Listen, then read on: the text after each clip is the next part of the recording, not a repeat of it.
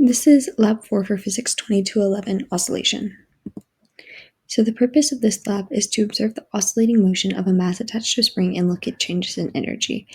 And the fundamental physics principles used include Newton's second law, also known as the momentum principle, which states that net force is equal to a change in momentum divided by the change in time, and the energy principle, which states that the change in energy in a system is equal to work done by the surroundings and the thermal energy exchange with the surroundings.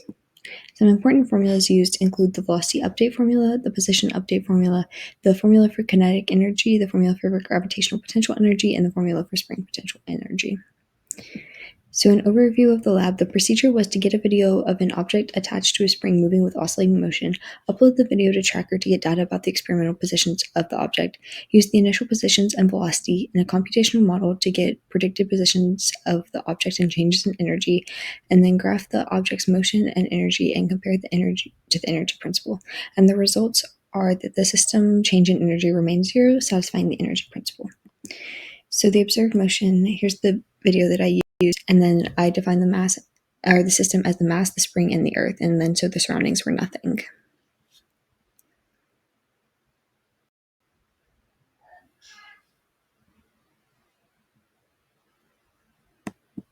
And then, so for the computational model, I first had to set my initial conditions. And so the ball's mass, the spring constant, and the relaxed length were all taken from the pre-lecture video. And then the ball's initial position was found from using the tracker data. And then the ball's initial velocity was 0 because it started from rest, and the gravitational constant was 9.8. And then for the computational model, first we had to find the length of the spring at a given time.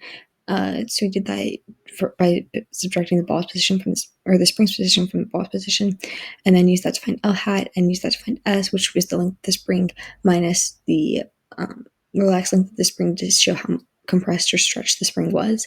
And then we used the formula for kinetic energy, the formula for gravitational potential energy, and the formula for spring potential energy for each of the associated energies in the model, and then had E be the total energy, so we just added up all the other energies. And then in the while loop, we first set the initial energies and then updated the forces, which included the force of gravity and the spring force, and then added those together to get the net force. Then we updated the ball's velocity using the velocity update formula and the position using the position update formula, and then just updated the spring's length and the balls, or the different energies.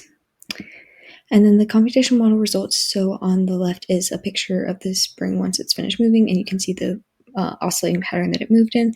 And then the graph shows the changes in the different types of energy over time. So you can see the different types of energy changed, but overall the total energy of the system changes in the energy of the system remained 0. And then, so this is the model data compared to the actual experimental data. As you can see, they're pretty similar, and then the slight errors could be due to human errors using Tracker and not accounting for external forces like drag. And so what does it mean? Is the energy principle satisfied? Yes, the energy principle is satisfied. The amount of different types of energy changes, but the total energy remains 0. And then the other question was to using the data obtained in Tracker to make 2 separate estimates of oscillation periods, first estimating the period of oscillation from the X position data, and second estimating the period of oscillation from the Y position data. So for the X, first we took the time that it took to complete 3 oscillations, which ended up being 4.843 seconds, and then just divided that by 3, so you get 1.61 seconds, and then did the same thing for Y, except this time it ended up being 4.463 seconds, and then so the time for one oscillation period ended up being 1.49 seconds. And these differences could be due to drag force not being accounted for or tracking errors. Thank you for watching.